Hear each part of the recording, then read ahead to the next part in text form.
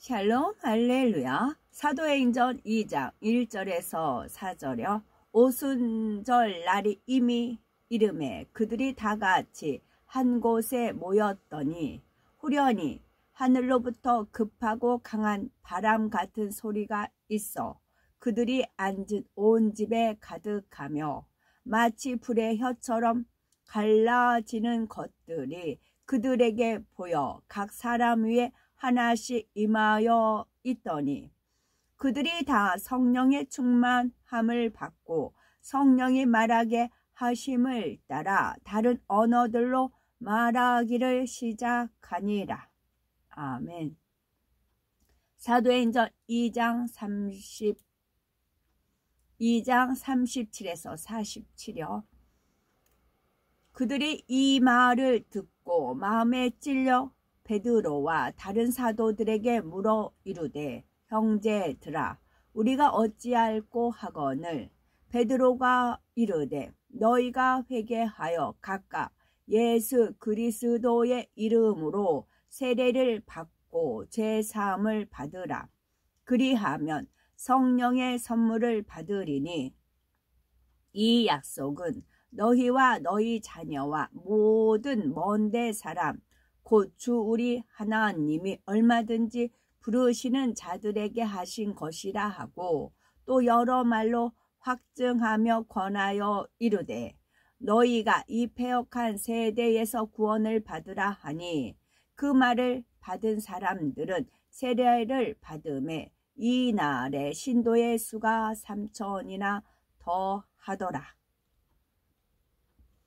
그들이 사도의 가르침을 받아 서로 교제하고 떡을 떼며 오로지 기도하기를 힘쓰니라. 사람마다 두려워하는데 사도들로 말미암아 기사와 표적이 많이 나타나니 믿는 사람이 다 함께 있어 모든 물건을 서로 통용하고 또 재산과 소유를 팔아 각 사람의 필요를 따라 나누어 주며 날마다 마음을 같이하여 성전에 모이기를 힘쓰고 집에서 떡을 떼며 기쁨과 순전한 마음으로 음식을 먹고 하나님을 찬미하며 또 온 백성에게 칭송을 받으니 주께서 구원받는 사람을 날마다 더하게 하시니라. 아멘. 제목은 성령 강림과 초대교회입니다.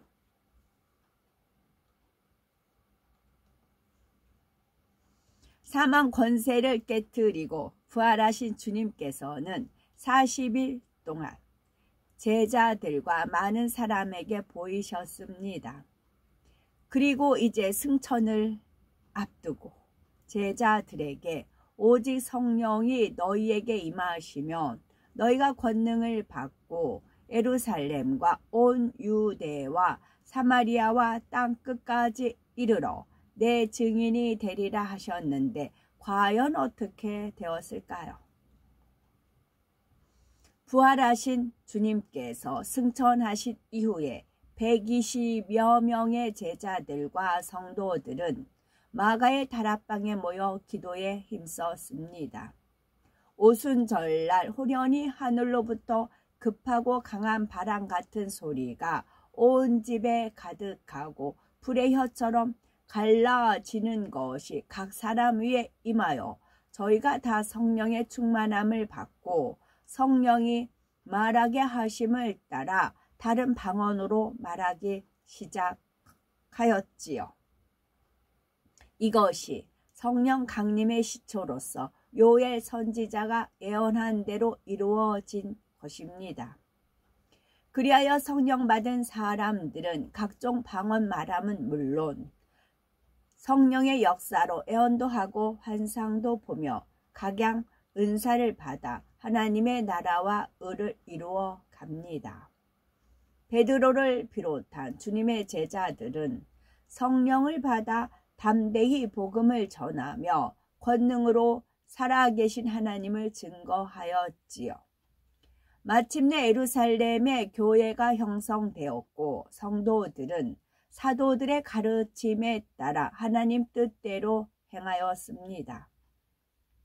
오늘날은 부활절 이후에 50일이 되는 날, 곧 오순절을 성령 강림절로 지키고 있습니다.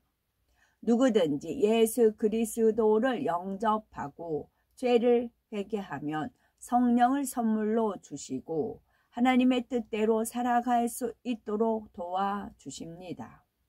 성령의 능력을 힘입으면 하나님의 자녀된 권세와 축복은 물론 권능을 받아 땅끝까지 이르러 주님의 증인이 될 수 있지요. 예수님께로부터 직접 가르침을 받은 제자들이 성령을 받고 권능을 받아 담대히 복음을 전하며 기사와 표적을 행하니 구원받는 사람이 날마다 더해졌습니다. 그리하여 예루살렘에 성도들이 모임이 생겼는데 이것이 바로 교회의 시초이며 이를 초대교회라고 합니다. 초대교회는 구세주로 오신 예수님의 죽음과 부활, 승천을 목도한 제자들이 기도에 힘쓰며 성령을 받고 권능을 받아 치리했기 때문에 교회 역사상 가장 하나님의 뜻에 합당한 교회라 할 수가 있습니다. 그러면 사도행전 2장을 중심으로 예루살렘에 세워진 초대교회의 특징을 살펴보면요. 첫째로는 성도들이 날마다 마음을 같이하여 성전에 모이기를 힘썼습니다. 둘째로 성도들이 서로 교제하며 기도하기에 전혀 힘썼지요. 셋째는 성도들이 서로 사랑하며 항상 기뻐했습니다. 첫째로 성도들이 날마다 마음을 같이하여 성전에 모이기를 힘썼습니다.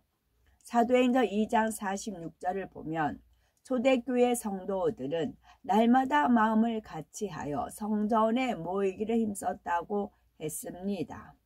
히브리서 10장 25절에 모이기를 폐하는 어떤 사람들의 습관과 같이 하지 말고 오직 권하여 그날이 가까움을 볼수록 더욱 그리하자 했으니 초대교회를 본받아 날마다 마음을 같이하여 성전에 모이기에 더욱 힘써야 합니다. 하나님께서는 주일을 거룩하게 지키고 주일 예배는 물론이요 수요 예배, 금요 절야 예배, 새벽 예배 등 각종 예배 및 기도회에 참석하며 성전에 모이기를 힘쓰는 성도들을 사랑하시지요. 성전에 모이면 예배를 통하여 하나님께 경배 드릴 뿐만 아니라 하나님의 말씀을 배워 하나님의 뜻을 깨닫고 기도함으로 세상을 이길 수 있는 믿음을 소유하여 하나님의 뜻대로 행할 수 있기 때문입니다. 둘째로 성도들이 서로 교제하며 기도하기를 전혀 힘썼지요. 사도행전 2장 42절에 저희가 사도의 가르침을 받아 서로 교제하며 떡을 떼며 기도하기를 전혀 힘쓰니라 했습니다. 초대교회 성도들은 서로 교제했는데 주 안에서 곧 믿음의 형제들과 간증과 체험을 나누며 하나님께 영광을 돌림으로 더욱 믿음이 견고하여졌지요. 그리고 기도에 힘썼습니다. 기도는 영혼의 호흡이며 응답의 열쇠이기 때문에 쉬지 말고 기도하라 하였지요. 또한 만물의 마지막이 가까웠으니 그러므로 너희는 정신을 차리고 근신하여 기도하라 하였습니다. 기도하지 않으면 세상과 죄악을 이길 힘이 없으므로 진리 안에 온전히 거하지 못하기 때문이지요. 우리도 초대교회와 같이 살아계신 하나님과 기도로서 영적 교통을 하게 되면은 하늘로부터 능력을 받습니다. 살아계신 하나님과 기도로서 영적 교통을 하게 되면 하늘로부터 능력을 받습니다. 우물가에서 우물을 이렇게 옛날에 풀면 뭘 얻어요? 물을 얻잖아요. 그러면 기도를 하나님과 영적 교통을 하면 하나님 하늘로부터 능력을 받는 것입니다. 어제 같은 경우도 이제 쭉 애국가 있고 해가 계속 있었어요. 그래서 저는 좀 거기 가면 자유로워요. 어떻게 행동하든지 한 사람이라도 더 오는 게 도와주는 거니까. 그래서 마음껏 해를 바라봤죠. 그래서 해에서 에너지, 그러니까 능력을 받는 겁니다. 하늘로부터 능력을 받는 겁니다. 하나님은 해요 그랬잖아요. 그래서 하나님께서 능력을 주십니다. 그래서 능력을 또 마음껏 받아왔지요. 능력을 주시기 위해서 그 모임에 가라고 허락하신 것입니다. 나가 원수마귀 사단을 이기고 또 해를 등지고 있다거나 비켜 있다면 그런데 정면에 해가 있거든요. 물론 이제 산자락은 있는데 산자락 거치고 또 이제 넘어갈 때 해를 볼 수가 있거든요. 그러셔서 하나님은 오늘도 영원토록 살아서 역사하시고 쉬지 않고 오늘도 살아서 역사하시는 하나님이세요. 주무시지도 않고 나아가서 원수마귀 사단을 이기고 진리 안에 살 수가 있습니다. 뿐만 아니라 믿음이 성장하고 하늘나라에 소망을 두며 항상 기뻐할 수 있게 됩니다. 이처럼 하나님의 뜻대로 행하는 사람이 되니 질병이 틈타지 않고 늘 강건한 삶을 영유할 수가 있는 것이지요. 하나님과 기도로서 영적 교통을 하게 되면 하늘로부터 능력을 받습니다. 이 능력을 가지고 내 능력을 과시하고 뻐기고 이름 석자 알리려고 능력 받는 게 아니에요. 원수 마귀 사단을 이기고 진리 안에 살 수 있기 때문에 능력이 필요한 겁니다. 하나님 목적은 이거예요. 원수 마귀 사단을 이기고 진리 안에 살 수 있는 능력을 주시는 겁니다. 뿐만 아니라 믿음이 성장하고 하늘나라에 소망을 두고 항상 기뻐할 수 있게 됩니다. 이것이 목적이에요. 능력을 주시는 목적이요. 셋째로 성도들이 서로 사랑하며 항상 기뻐했습니다. 사도행전 2장 44에서 47절을 보면 믿는 사람이 다 함께 있어 모든 물건을 서로 동용하고 재산과 소유를 팔아 각 사람의 필요에 따라 나누어 주었지요. 또한 집에서 떡을 떼며 기쁨과 순전한 마음으로 음식을 먹고 하나님을 찬미했습니다. 예수님께서는 하나님을 사랑하고 이웃을 내 몸과 같이 사랑하는 것이 온 율법과 선지자의 강령이라 하셨지요. 초대교회 성도들은 이 말씀대로 하나님을 첫째로 사랑하고 자기의 재산을 팔아서 가난한 사람에게 나누어 주고 자기의 유익을 굳지 않고 행함과 진실함으로 사랑했지요. 뿐만 아니라 초대교회 성도들은 항상 기뻐하며 하나님을 찬미했습니다. 아담의 범죄 이후 모든 사람은 멸망의 길로 가게 되었지만 누구든지 예수 그리스도를 영접하면 눈물, 고통, 슬픔, 질병, 사망이 없는 천국에서 영생 복락을 누릴 수 있게 되었습니다. 이를 진정 믿는다면 오늘날도 초대교회 성도들처럼 어떠한 상황에서도 항상 기뻐하며 하나님을 찬미할 수가 있지요. 넷째로는 전도에 힘쓰며 땅끝까지 이르러 주님의 증인이 되었죠. 사도행전 1장 8절에 오직 성령이 너희에게 임하시면 너희가 권능을 받고 예루살렘과 온 유대와 사마리아와 땅끝까지 이르러 내 증인이 되리라 말씀했습니다. 로마서 10장 13절에 누구든지 주의 이름을 부르는 자는 구원을 얻으리라 했지요. 이처럼 하나님의 뜻은 만인을 구원하는 것이요, 이를 위하여 예수 그리스도께서 십자가를 지신 것입니다. 초대교회는 하나님의 뜻대로 그리스도의 향기를 바라며 전도하기에 힘썼지요. 그래서 성도들이 온 백성에게 친송을 받음으로 주께서 구원받는 사람을 날마다 더하게 하셨습니다. 우리도 하나님의 사랑을 실천하며 하나님의 말씀대로 행하는 사람이 되어 그리스도의 향기를 발해야 합니다. 그럴 때 세상의 빛과 소금의 역할을 감당하며 사람들의 칭찬을 받고 전도의 열매를 맺게 됩니다. 다섯째로는 사도들로 인하여 기사와 표적이 많이 나타났습니다. 사도행전 2장 43절을 보면 사도들로 인하여 기사와 표적이 많이 나타났다고 했습니다.